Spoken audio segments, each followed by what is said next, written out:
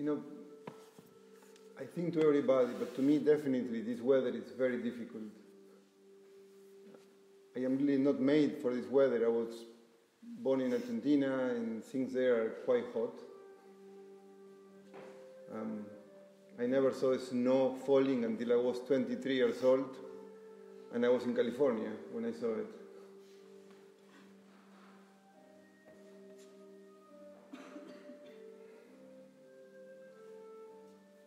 But every up has a down, and every down has an up. Sometimes we don't see those things in the moment. Like when there is an up, especially, we definitely don't see the down, and we really dive into the up without realizing that every up has a down. For example, one of the downs that the up has is that it's going to go down. That is a down. The moment when we see the high, we don't see that that high is not going to be there forever. It's not for sure. And we miss that. So that's one of the downs of the up, that is going to go down. And there are many. We can find, if you think about it, you can find many difficulties in the up. It's not just to not to go to the up. It's good to, if an up, anything, is coming to you, embrace it, enjoy it, be grateful to it. But it's also good to know what the downside of the ups are. Because a lot of the suffering appears because we are not aware of the downsides of the ups. So it's not to bring it down, but it's to be more aware, to notice, to know what is the downside of any up. But the same with the lows. When the lows come, the lows also have some ups. They are also not easy to see. But for example, one of the ups that a weather like this may have is that it reminds you that you cannot depend on outside things for your happiness. You cannot depend on the outside world for your well-being. Because the outside world may not give you this well-being that you hope. And that you need to, you have to, it is your responsibility as a human being to find the well-being not in things outside of yourself, but in yourself. And this is like something that is not given to you just like that. It's something that one has to find, that one has to realize that there is that possibility. And then one has to work for it.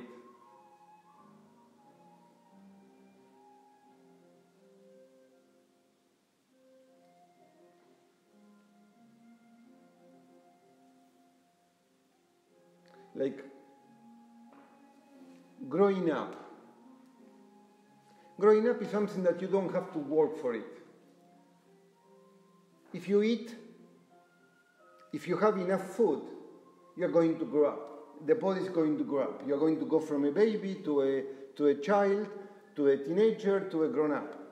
That's something that is given to you. There is nothing you have to do other than eating. Of course, if you don't eat, you will die. But if you eat, you will grow. The body will mature. But emotionally, intellectually, you will not really mature unless you put an effort.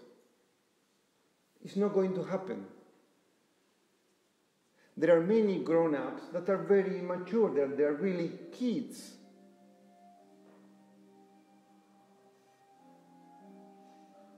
What's a characteristic of a kid? I want. I want this and I want it now. I mean, it's very cute in a kid, sometimes.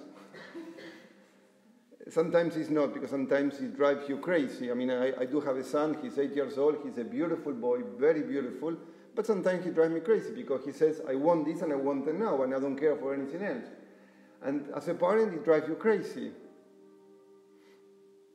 But still, in a kid, you understand it and it's cute, and you understand that the reason why a kid may want something and want it now is because the kid is immature. It doesn't understand the bigger picture of life. It doesn't understand that sometimes things cannot be gotten in this moment, maybe with effort, maybe in time. Maybe you may get some things that you want. If you fight for them, if you struggle for them, if you have enough dedication for them, if you have enough intelligence, you may get those things. And a kid, we understand that it doesn't understand that because it doesn't have the big picture. That's what one of the meanings of being immature. But grown-ups are, I want and when I want, and if they have the means, for whatever reason, they have the means, they may go for what they want, destroying the things around them just to get what they need. And this is very, very common. This is one of the reasons why, as a society, we are destroying the planet Earth. Because we are drawing from the planet without thinking of the consequences. Why? Because I want.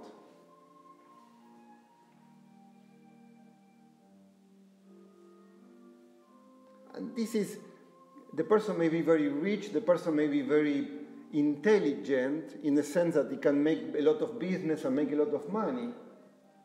But the person can also be completely immature because it doesn't have a vision of something larger.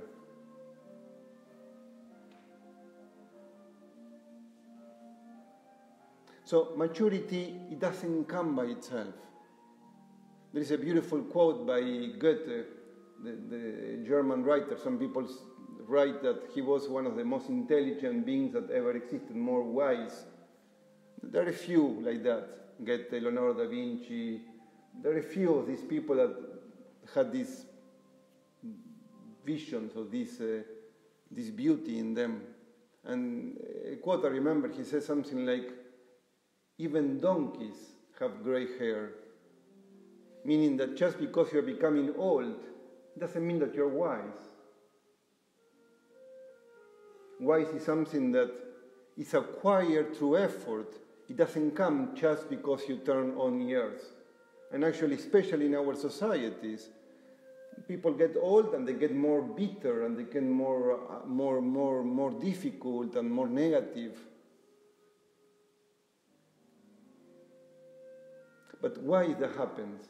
Because they live their life wanting what they wanted. And when they were young, maybe it was difficult to get what they wanted, but they could manage somehow. But as they get older, it gets more difficult to get what you want.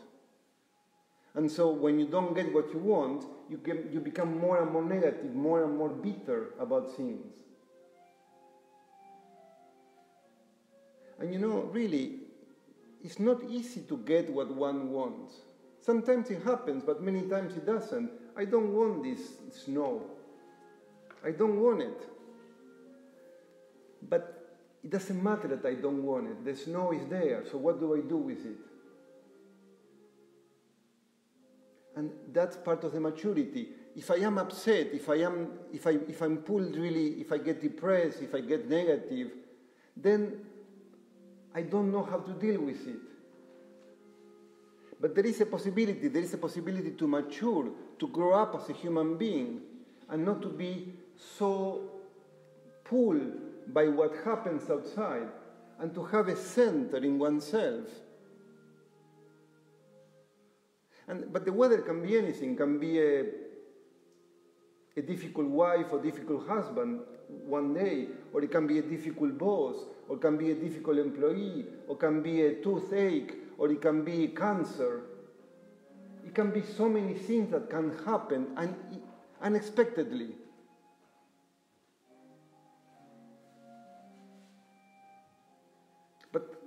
And they can happen any second, like this snow.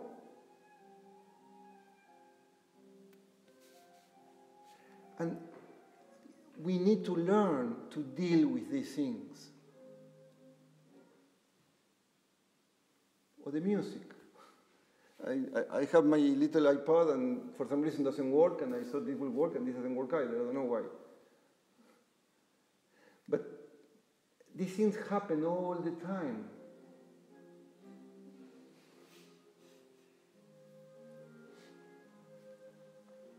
And it is our possibility, it is our right. And it is really, as human beings, it is our duty to learn. Not just to hope that there will be a spring every day. Not just to hope that my husband or my wife will always be in a positive mood. Not just to hope that I will always be healthy. It will be nice if that happens. But probably will not.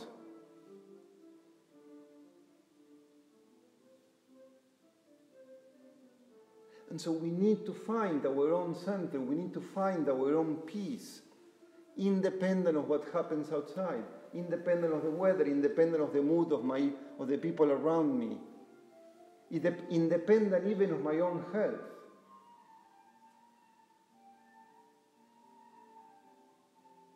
Of course, it's not easy to do that. But nothing really is easy other than eating a candy. Eating a candy is easy. But it's not so easy either, because you know the problem, when you eat a candy, why do you eat a candy? You eat a candy because you feel depressed. And so you eat a candy, and then for 5 minutes you feel good. But what happened? 5 minutes later you don't feel good anymore. And so what you need to eat another candy. And then you need to eat another candy. And then you eat another candy. And then you become addicted to candies. And then you hurt your liver, you gain a lot of weight, and then it doesn't really help you. Because it doesn't really help you. So even eating a candy is not so easy. And a candy can be anything, a cigarette, another relationship, another trip.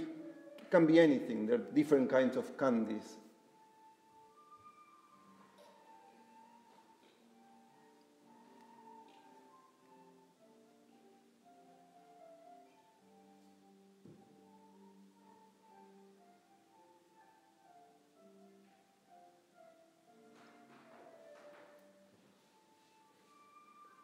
We need to find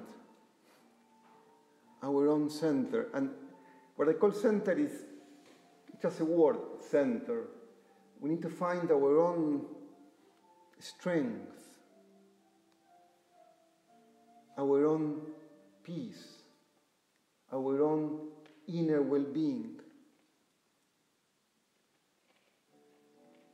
which is very different from the well-being that we get when there is a spring day. It's a different kind of well-being. It's a different kind of well-being that you get when people around you are very nice. It's a different kind of well-being.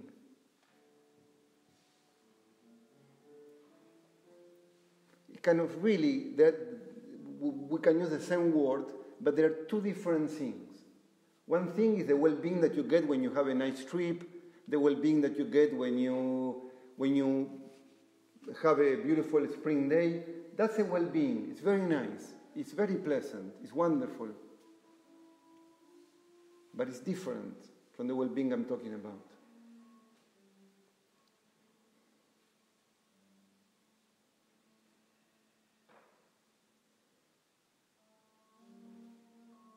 Because the well-being I'm talking about is a well-being that doesn't get shaken by what happens. It's a very particular one.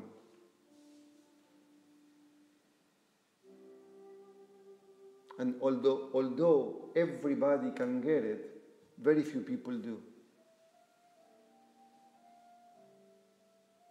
That's why there is so much bitterness in society, in people.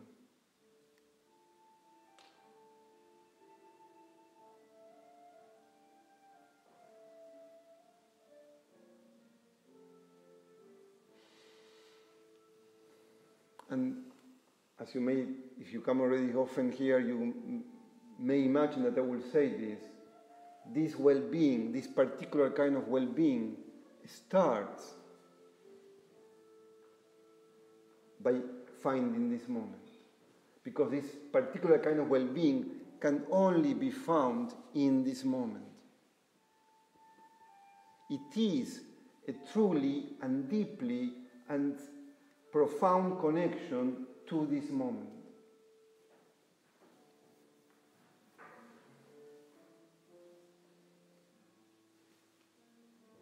It's not separate from this moment.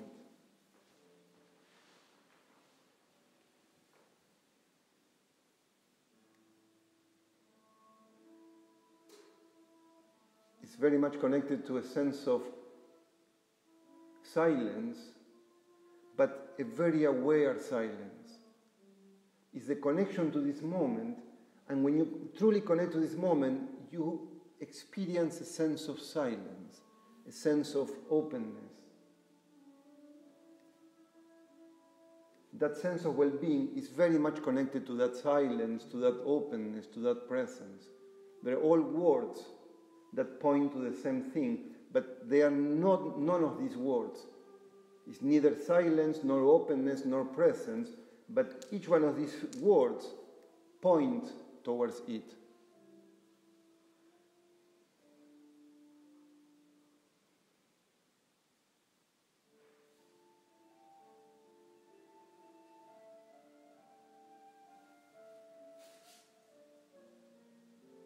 And this connection to this particular kind of well-being is the main thing we do in this class. Because I find that it's the most important thing we can find in our whole life. Everybody wants to find a relationship, everybody wants to find a good job, everybody wants to get more money. But in my understanding, finding this well-being is more important than either one of these things. These things are very important. It's wonderful to have a relationship. It's wonderful to be able to travel. It's wonderful to be able to get more money because it gives you more possibilities. All these things are wonderful.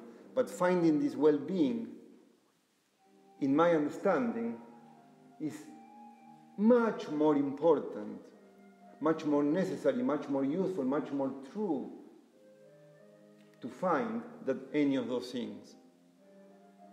Or this came to my mind, like it says in the Bible, look for the kingdom of heaven. This present, this well-being is the kingdom of heaven, if you understand. And then the rest, the relationships, the good job, the travel, will be added as they need to be. But once you find that, then those things, they're still important, but they are not so fundamental because you find the well-being already.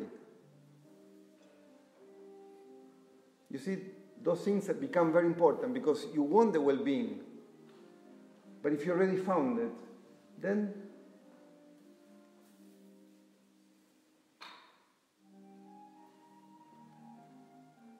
so this is the main thing we do in this class. We look for this presence. We look for this well-being.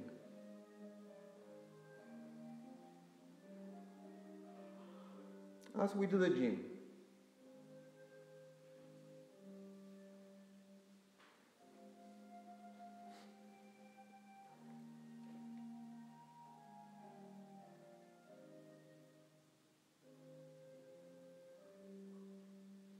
Look for it. Don't get lost on secondary things.